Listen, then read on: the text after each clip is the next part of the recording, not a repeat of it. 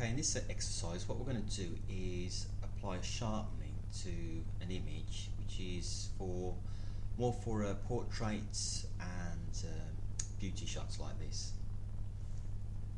One thing we don't want to do is sharpen the skin.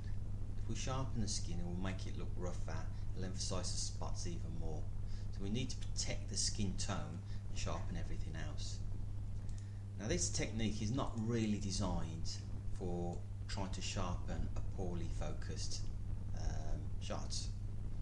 It's more just to sharpen the image, which is a fact from digital photography, which actually produces a soft image once it's gone through the Bayer filter of your camera.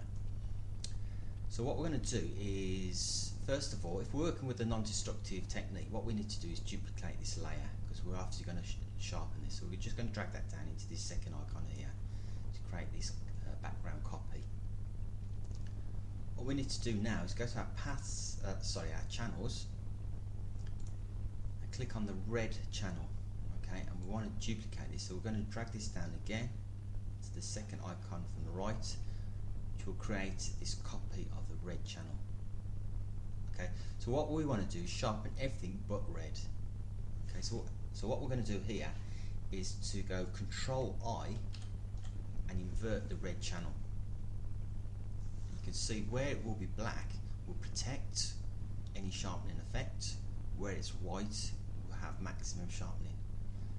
Now what we can do at this point is make the skin just a little bit darker. It's quite well protected there. We're just going to go up to Image, Adjust and Levels, and we can probably just tuck in shadows just a little bit, just get that black mask darker.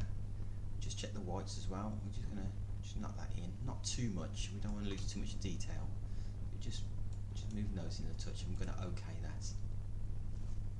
Now at this stage what we want to do is hold our Control key and click on the red channel copy, which makes a selection of everything but the red channel. Back to our RGB, back to our layers palette. Now we can, this is ready for sharpening. What I like to do is go to View and switch off Extras, which hides all these the selection marks.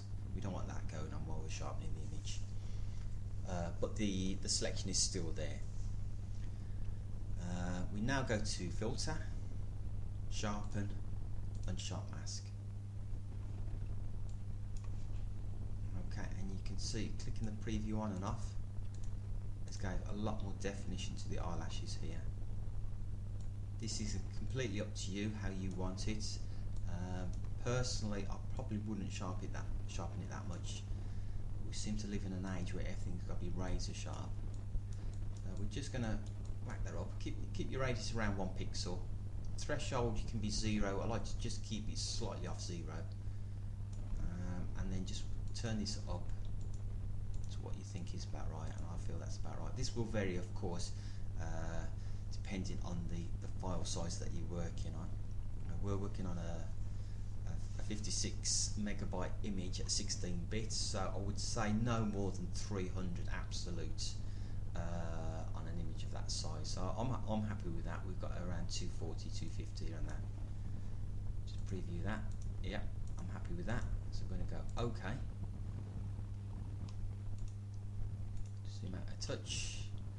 And it's important to remember to deselect, otherwise the next operations that you do will only be applied to the red, to the green and blue channels. So we're going to deselect that, and there we have sharpening of the image without sharpening the skin.